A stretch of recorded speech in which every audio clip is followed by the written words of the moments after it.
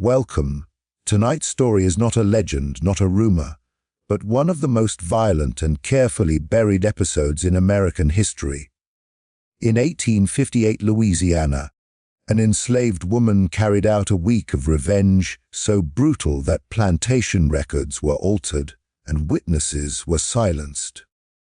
This story comes from court fragments, medical notes, and personal letters that were never meant to be read again. Before we go any further, tell me where you're watching from, and make sure you subscribe.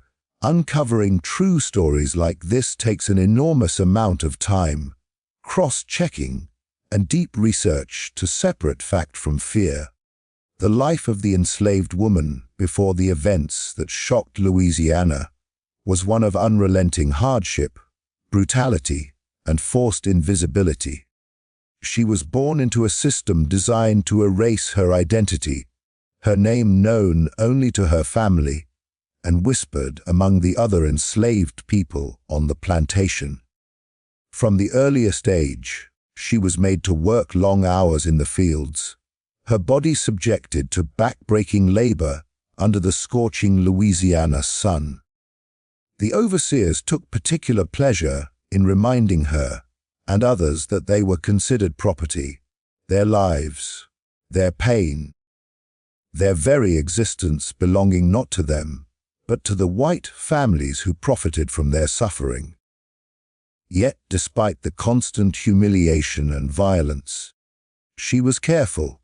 Every glance, every whispered word, every subtle act of defiance had to be measured. One misstep could cost her life. She learned to read the moods and tendencies of those around her, the cruelty of the masters, the fleeting moments of mercy from the house servants, the small pockets of solidarity among fellow enslaved people. Even within the brutality, she developed a keen intelligence, an ability to anticipate danger, and a deep understanding of human weakness. These skills, honed through years of survival, would later become critical. Her memory held the names of every master, the times they walked the grounds, their personal habits, and even the hidden locations of punishments and weapons. No one suspected that a woman who spent her days carrying water, hauling cotton, and enduring lashes from a whip was quietly observing, cataloging, and waiting. Her personal life, though hidden, was marked by sorrow and loss. She had family, though their fates were often cruelly separated by the plantation's whims. Children sold away, husbands sent to other estates, friends punished to the point of death. Each experience deepened her resolve and hardened her sense of justice. In the eyes of her masters, she was compliant, quiet, almost invisible. They mistook her silence for submission, never realizing that her mind was calculating, that each insult, each injury, each humiliation was being stored, remembered, and transformed into something far more dangerous than anyone could imagine. Even before her first act of revenge, she had learned the harsh lessons of life under slavery, that violence could be a language of its own, that fear could be wielded as a weapon, and that survival often meant patience, the kind of patience that could last years, even decades. She moved through her days with an almost imperceptible cunning, speaking only when necessary, never revealing the depth of her anger or the complexity of her thoughts. The plantation may have seen her hands as tools, her body as labor, her voice as silence, but she had cultivated a mind that was acutely aware of power, control, and vulnerability. Neighbors and other enslaved people noticed her quiet strength. Even if they did not fully understand it, she had an uncanny ability to appear resigned while quietly observing the movements of the masters. Her reputation among the enslaved was one of caution mixed with awe. She seemed ordinary, Yet she carried a presence that suggested she understood more than she let on. Every small act of kindness or subtle defiance hinted at a mind constantly planning, constantly calculating, ready to act when the time was right. By the time her week of revenge began, she was not a woman acting out of sudden rage. She was a strategist, a survivor, a person who had endured years of unimaginable cruelty and had waited until she fully understood the terrain, the habits of her oppressors, the weaknesses in the system, the blind spots in the eyes of those who believed themselves untouchable. Her early life, shaped by pain, careful observation, and cunning, became the foundation for the shocking series of events that would follow. Every lash, every insult, every day of forced labor contributed to the precision, patience, and terrifying effectiveness of her actions. In many ways, her early years were a silent apprenticeship in survival and vengeance, preparing her for a week that would forever leave its mark on Louisiana history. This was not the story of a sudden outburst or mindless violence. It was the story of a woman who had lived her entire life under a system that sought to erase her, and who had quietly built the knowledge, the patience, and the resolve to ensure that when the time came, she would no longer be invisible, and the consequences would be unforgettable. The first master's fate set the tone for the week of terror that would follow, and it began with a suddenness that shocked everyone on the plantation. He had always been considered the harshest of the five, notorious for his brutality toward enslaved people. He carried the whip as if it were an extension of his arm and took perverse pride in instilling fear in those under his control. No one doubted that he ruled the plantation with an iron fist, and for years, he had believed himself untouchable. That illusion would be shattered in the span of a single night. The night of his death, he had retired to his private quarters, confident that all the enslaved workers were asleep and subdued. Yet, the woman who would come to orchestrate the week's events had been watching him for days, memorizing his routines, noting when he left the doors unlocked or when his attention was elsewhere. Patience had been her ally. She waited for the exact moment when he was most vulnerable, alone, exhausted, and drunk from the evening's small indulgences that he allowed himself. No one saw her approach. The shadows hid her movements as carefully as they had concealed her anger for years. What happened next was a combination of cunning, precision, and sheer audacity. She used her knowledge of the household to strike where he least expected it. The master was found dead the next morning, a grim expression frozen on his face. The official explanation, if one could even call it that, was a sudden illness, perhaps a heart attack. A theory the overseers readily accepted because it allowed them to avoid admitting they had been outmaneuvered by an enslaved woman. But the truth, whispered quietly among the other enslaved workers who discovered the scene, told a different story. This was not random chance or natural death. This was revenge executed with careful planning and execution, a first warning that she was no ordinary woman and that no one, no matter how powerful, was safe. The immediate aftermath threw the plantation into a panic. The overseers struggled to maintain order, unable to reconcile the fact that the man they feared most had been taken from them without a sound. Fear spread like wildfire. Workers who had grown accustomed to his tyranny whispered among themselves, and even those who had been loyal began to question whether the household was cursed. The first master's death wasn't just a personal attack. It was a message. She had demonstrated that power could shift, even in a world designed to suppress her. The psychological impact on the other masters was profound. They began to second-guess their actions, watching their own steps and counting the ways they had wronged her. The balance of fear that had governed the plantation for years had been disrupted. Where the enslaved workers had once lived in silent submission, there was now an electric tension, a quiet understanding that the woman could, and would, strike again. The first death was not the result of haphazard revenge. It was calculated to shake the entire social order on the estate, to announce that the system of control was no longer absolute. Local rumors quickly began to circulate, carried by the whispers of neighbors and overseers from neighboring plantations. Some claimed the master had been killed by supernatural forces. Others feared the woman had access to poisons or secret knowledge unknown to ordinary people.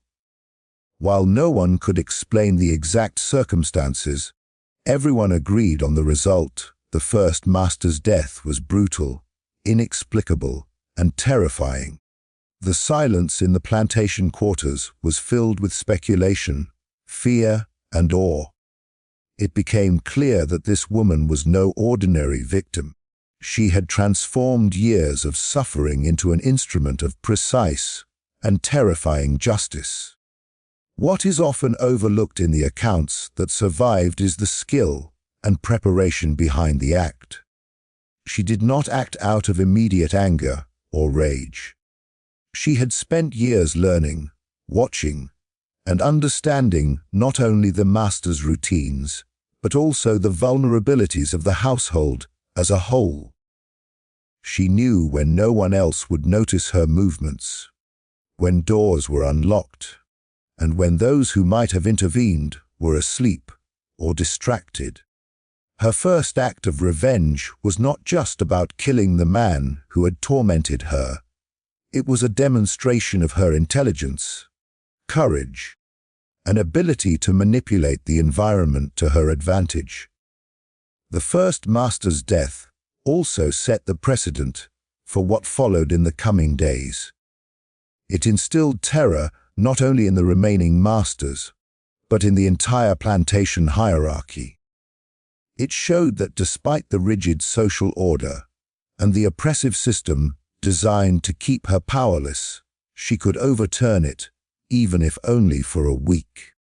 That single act, executed with calm determination, created a ripple effect that would leave the plantation and surrounding community shaken to its core.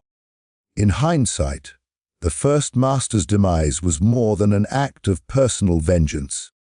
It was the spark that ignited a chain of events that would challenge the complacency of every master on that estate. It was the opening statement in a week of retaliation that became legendary, whispered in fear long after the woman herself disappeared from the historical record.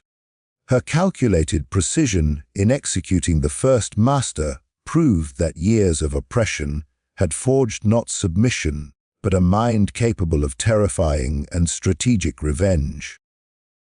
It marked the beginning of a week that would be remembered in Louisiana as a chilling testament to resilience, intelligence, and the deadly consequences of underestimating someone society deemed powerless. The spread of fear across neighboring plantations and the wider community began almost immediately after the first master's shocking death. Word traveled quickly, carried not only by whispers among the enslaved population, but also by servants, overseers, and merchants who had dealings with the plantation. Louisiana in 1858 was a tightly knit network of plantations, families and workers, and news, especially news that defied explanation, could travel faster than anyone anticipated. Yet this was not just gossip, it was a palpable, tangible fear that gripped everyone who heard it. The realization that a single enslaved woman could strike with such precision shattered the sense of security that the masters had relied upon for generations.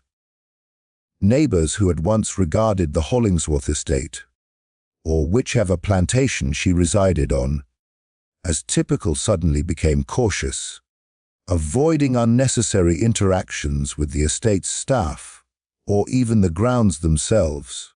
They told tales of a woman whose rage and intelligence had been underestimated, and their stories painted her not as human, but as a force of nature.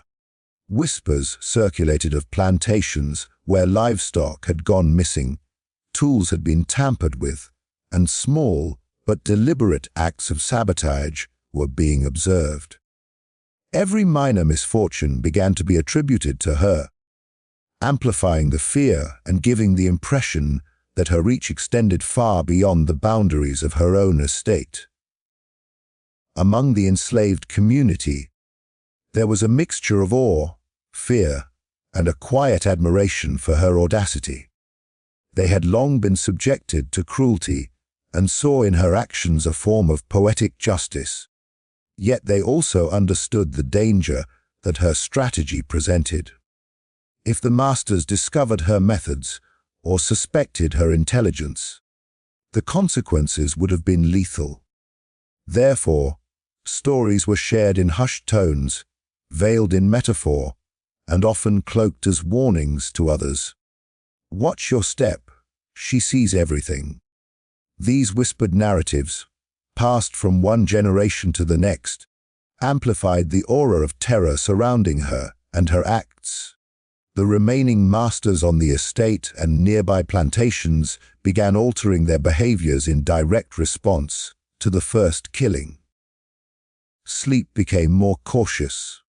Doors were bolted at unexpected hours, servants were scrutinized more harshly, and routines were disrupted in attempts to avoid giving the woman another opportunity to act. Yet, in doing so, they only demonstrated their growing anxiety. Every change in routine, every act of vigilance, only validated the idea that she was a calculating mind far beyond what they had imagined possible. Fear, after all, thrives on unpredictability, and she had become the embodiment of it. Rumors also began to infiltrate the local towns and markets. Traders who visited multiple plantations reported hearing stories about the woman and her deadly precision. Each retelling added layers to the narrative. Some said she had used poison, others swore she had supernatural assistance. Though exaggerated, these accounts were rooted in the reality that someone considered powerless had disrupted the established social hierarchy. In an era when enslaved people were expected to be obedient and entirely subjugated, her actions were unfathomable. The idea that a single woman could orchestrate the death of a master became not just fear-inducing, but a topic of heated conversation and speculation. Beyond the immediate plantations, fear began to affect the behavior of people who had no direct connection to the estate. Merchants, travelers, and even law enforcement became more cautious when traveling through that area, wary of encountering the woman or being implicated in her acts of defiance. Local gossip suggested that her eyes could pierce through the night and that she was always present, even when unseen. Stories of shadows moving in fields, unexplained noises, and sudden misfortunes were all attributed to her, reinforcing a growing mythology that surrounded her in real time. Her careful planning and calculated movements contributed to the speed with which fear spread. She did not act impulsively, nor did she target indiscriminately. Every act of violence, sabotage, or intimidation was precise, deliberate, and designed to maximize psychological impact. This methodical approach ensured that the reputation of her first act, the death of the initial master, was magnified. Every detail of the event was exaggerated or misremembered in retellings, reinforcing the sense that she was a nearly supernatural presence. What ultimately allowed her legend to spread so widely was the combination of actual events and the uncertainty surrounding them. No one could explain exactly how she had accomplished the first murder, and that uncertainty became the fertile ground for fear. Humans naturally fear what they cannot understand, and in a society structured around absolute power and control, the notion that someone at the very bottom of that hierarchy could subvert it so completely was deeply disturbing. By the end of the week, the aura of fear had reached a near mythical level. Neighboring plantations were on edge, masters were cautious to the point of paranoia, and the stories that began as fact had already begun to take on the qualities of legend. Even years later, the memory of her actions was spoken of in whispers across Louisiana, serving as both a warning and a testament to the danger of underestimating someone whose pain has been accumulated over a lifetime. The spread of fear was therefore not simply a reaction to death, it was a recognition of a force that had been underestimated for years. The enslaved woman had turned survival into strategy, rage into precision, and her first act into a catalyst that would terrify and unsettle an entire community. In doing so, she rewrote the rules of power on the plantation, proving that intelligence, patience, and determination could disrupt even the most oppressive systems. The pattern behind the next 4 acts of revenge revealed the terrifying combination of careful planning, deep knowledge of human behavior, and relentless patience that defined her actions. By the time she struck again, everyone on the plantation and in the surrounding area was already on edge. Fear had taken root, but no one fully understood how far her reach extended or how calculated her moves truly were. Unlike the first act, which was sudden and shocking, the subsequent acts demonstrated a chilling precision, a methodical approach that left the remaining masters powerless to predict or prevent her next move. Each subsequent master fell victim in a way that appeared almost symbolic, tailored to the specific cruelties they had inflicted upon her or other enslaved people over the years. The second master, known for his obsession with control and surveillance, was discovered in a room where he had believed himself unseen. His death, sudden and inexplicable, sent a wave of panic through the household. The overseers scrambled to secure doors and monitor the enslaved. Yet the woman's intimate knowledge of the estate allowed her to move unnoticed, exploiting blind spots and moments when the household's attention was elsewhere. By the time the third master was targeted, whispers of her abilities had spread through the quarters. The remaining enslaved people were careful to neither aid nor obstruct her, understanding that the stakes were higher than simple survival. They were witnessing a demonstration of power that had long been denied them. The third act was marked by a combination of cunning and symbolic retribution. The master, known for cruelty during harvest season, was struck in a way that mirrored the pain he had inflicted on others, a deliberate echo of past injustice. The method was not merely physical, but psychological, designed to terrify anyone who might have believed they were untouchable. The fourth master's demise illustrated her growing audacity and deep understanding of human fear. By this point, she had calculated not only the timing, but also the emotional and social impact of her actions. She exploited trust, routines, and assumptions that had been ingrained over years of slavery. The master, confident in his authority and unaware of the true scope of her knowledge, became a victim of his own overconfidence. His sudden death left the plantation staff in chaos, uncertain who would fall next or how these acts were even possible. The pattern had begun to create an almost supernatural reputation for her. She was no longer merely a woman seeking vengeance. She was a force that had outsmarted every layer of the oppressive hierarchy. The fifth and final act in the series cemented her terrifying mastery over the situation. By now, every master remaining on the estate understood that they were being hunted not by chance, but by design. The final act combined elements of unpredictability with intimate understanding of the target's habits and weaknesses. It occurred in a place where the master felt safest, a private space that symbolized his control over life and labor on the plantation. By turning that symbol of power into the site of his demise, she made a statement that reverberated far beyond the estate's boundaries.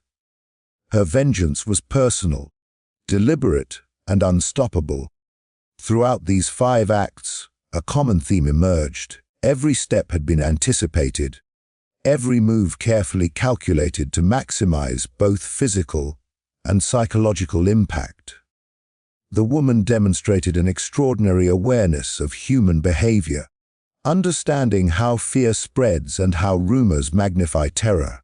Each act built upon the last, creating a rhythm that unsettled not just the plantation, but the surrounding community.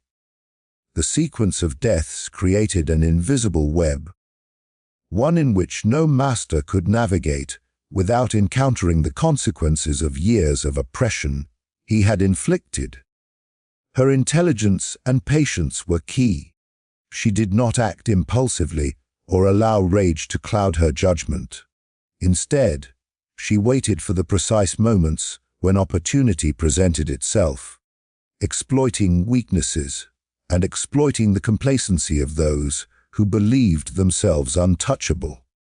By spacing her actions strategically and targeting specific individuals in ways that reflected their past cruelty, she amplified fear, reinforced the perception of inevitability, and ensured that her actions would be remembered long after the events themselves. The psychological impact of this methodical approach cannot be overstated. The remaining masters, aware that they could be next, were forced into hyper-vigilance that ultimately could not protect them. Fear became a controlling force, as effective as any whip or punishment had been in maintaining obedience among the enslaved. By turning the tools of fear against those who wielded them, she effectively inverted the power structure, demonstrating that intelligence, patience, and courage could overturn centuries of imposed subjugation. Moreover, the methodical nature of her acts created a lasting legend. Even those who survived feared speaking openly, and stories of her revenge spread with embellishments that made the events seem even more impossible. The sequence of deaths became not just a historical event, but a cautionary tale, a demonstration of what can happen when someone underestimated, oppressed, and forced into invisibility decides to reclaim agency in the most dramatic and terrifying way imaginable. In the end, the pattern of the next 4 acts revealed her not as a figure of uncontrolled rage, but as a strategist, a woman who had spent years living under brutal oppression and had turned that experience into a precise, calculated, and unforgettable series of events. Each act reinforced the others, creating a narrative of inevitability and power that has echoed through Louisiana history, a chilling reminder that intelligence, courage, and patience can become instruments of vengeance that even the most powerful cannot escape. The failed attempts to stop her only added to the terror and mystique that surrounded her actions, highlighting just how carefully she had planned every move and how few truly understood the depth of her capabilities.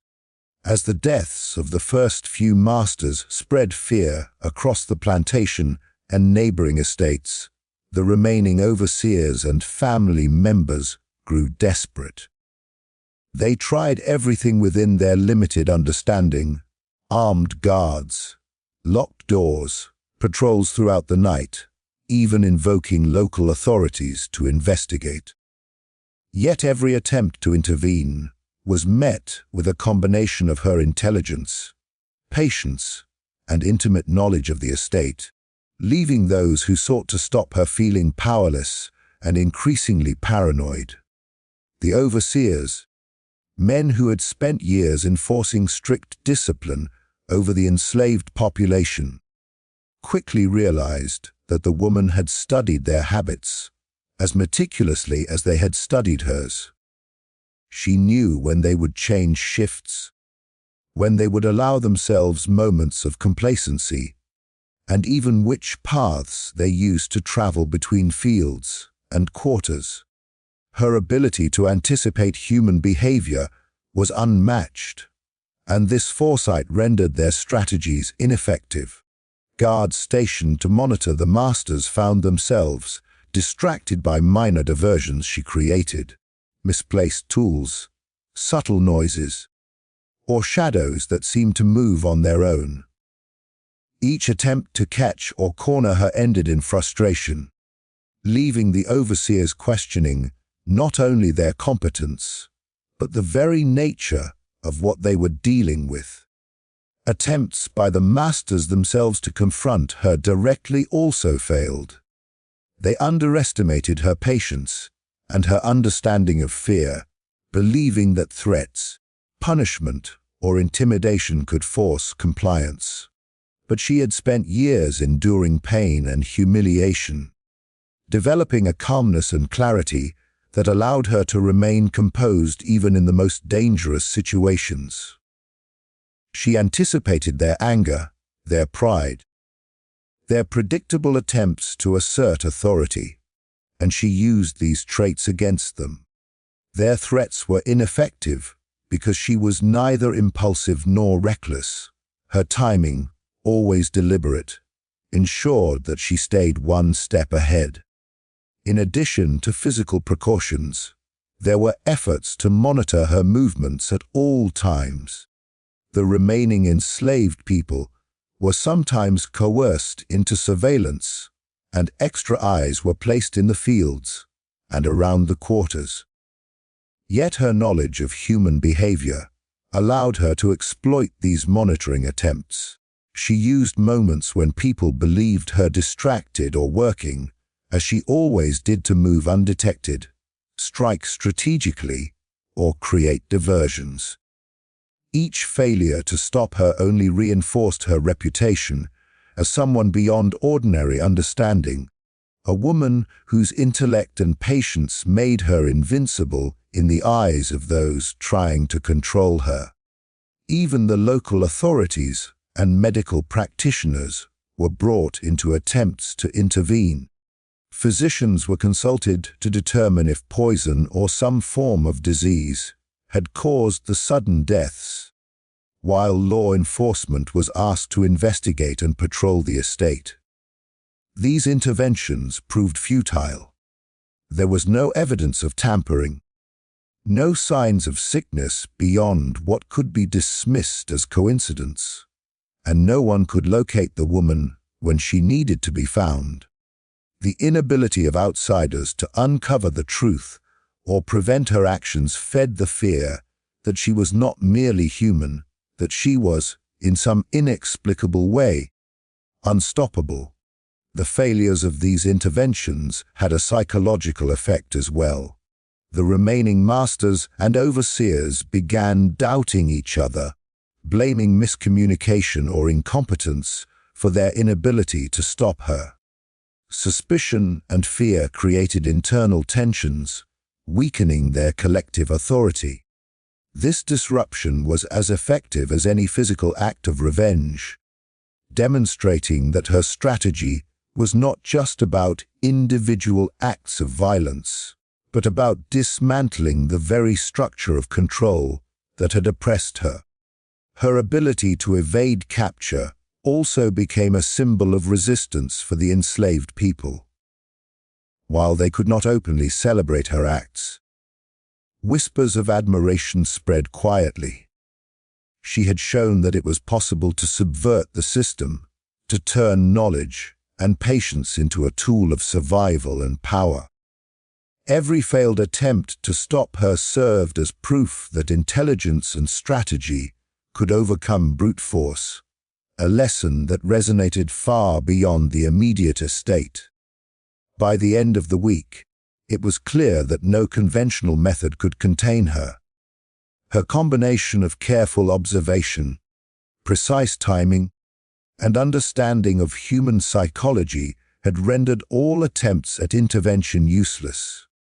Those who tried to stop her left terrified and shaken. Their authority diminished, and their sense of control over the plantation irreparably weakened. Every failed attempt became part of the legend, a testament to her brilliance, her patience, and the terrifying effectiveness of a mind honed under years of suffering.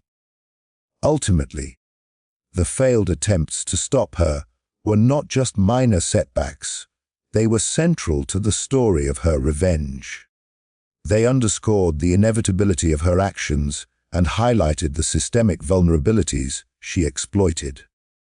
The fear, confusion, and helplessness of those who tried to intervene amplified the impact of her vengeance, ensuring that her week of retribution would be remembered for generations as an extraordinary and chilling display of intelligence, courage, and the consequences of underestimating someone forced to live in silence for too long. The final disappearance of the woman cemented her story in Louisiana history and ensured that the terror she had unleashed would linger long after the events themselves. After an intense week in which 5 masters had fallen victim to her calculated revenge, she vanished without a trace, leaving no clues about her whereabouts or intentions. The remaining plantation staff, already on edge from the relentless series of deaths, were thrown into panic. They searched every building, every field, every hidden corner of the estate. Yet she had simply evaporated into the landscape, as if the ground itself had swallowed her. Her disappearance was more than a tactical retreat. It became a psychological climax, a reminder that her power extended beyond physical acts and into the realm of fear and legend. The immediate aftermath was chaos. Plantation owners and overseers were paralyzed by fear, unsure whether the woman had fled, found sanctuary with allies, or somehow remained hidden nearby, watching and waiting. Her absence created a vacuum of control that the masters could not fill.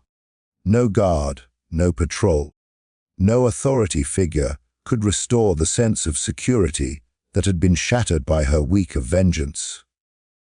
In this way, her disappearance itself became an act of power, an invisible threat that could not be confronted directly. Every creaking floorboard, every rustle in the fields, every shadow at dusk reminded the remaining staff that she might still be near, capable of striking again. Rumors about where she had gone spread rapidly across Louisiana.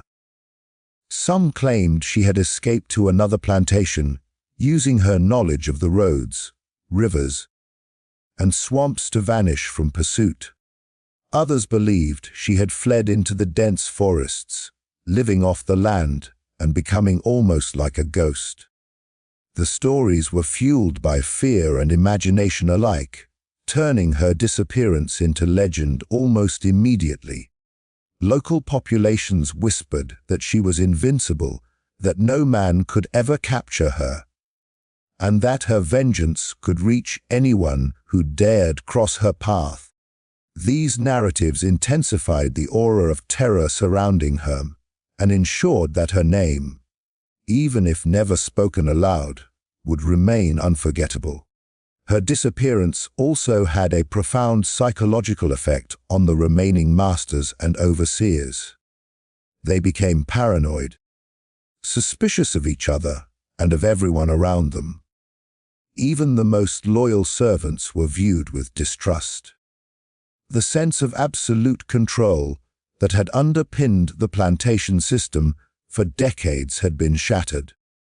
The woman's vanishing act demonstrated that no amount of authority, force, or planning could protect the oppressors from the consequences of their cruelty. In a sense, her absence carried more power than any physical act of revenge could have.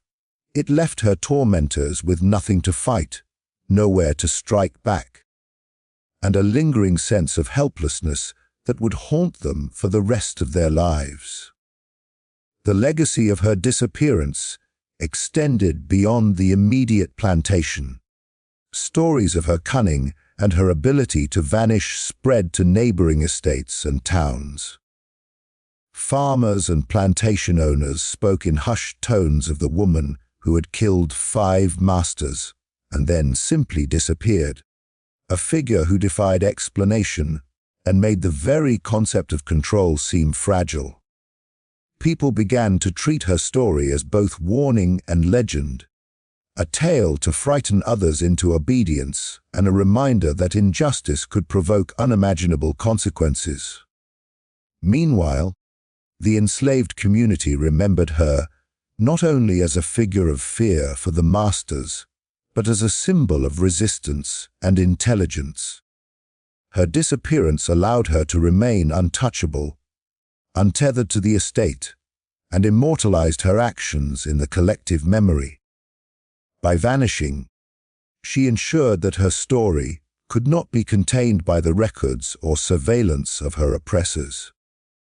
Her absence became a form of power itself, a testament to the fact that even in the most oppressive systems, ingenuity, patience, and courage could create a space where someone thought powerless could assert control in the most dramatic and lasting way.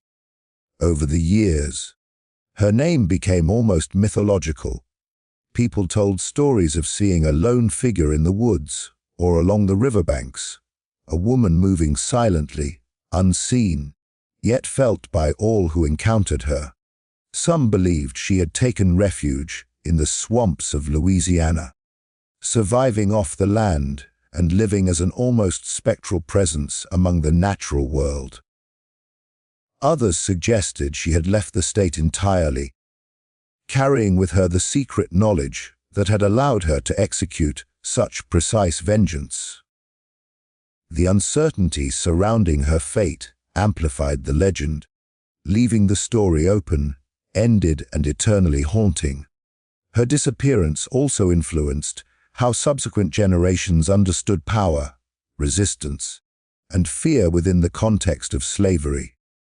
It served as a stark reminder that even the most brutal system had vulnerabilities, and that those who endured the harshest oppression could, with patience and intelligence, challenge and even overturn the structures of dominance.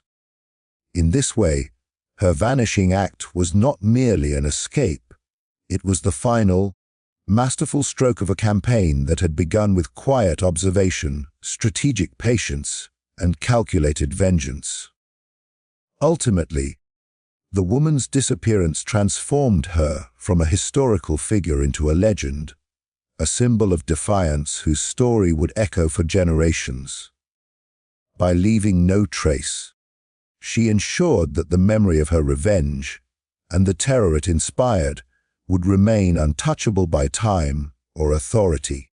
Louisiana would remember her not just for what she did, but for how she refused to be captured, controlled, or silenced. Her vanishing was the final act in a week of events that turned fear into legend, brutality into calculated justice, and absence into a power greater than any master could ever wield.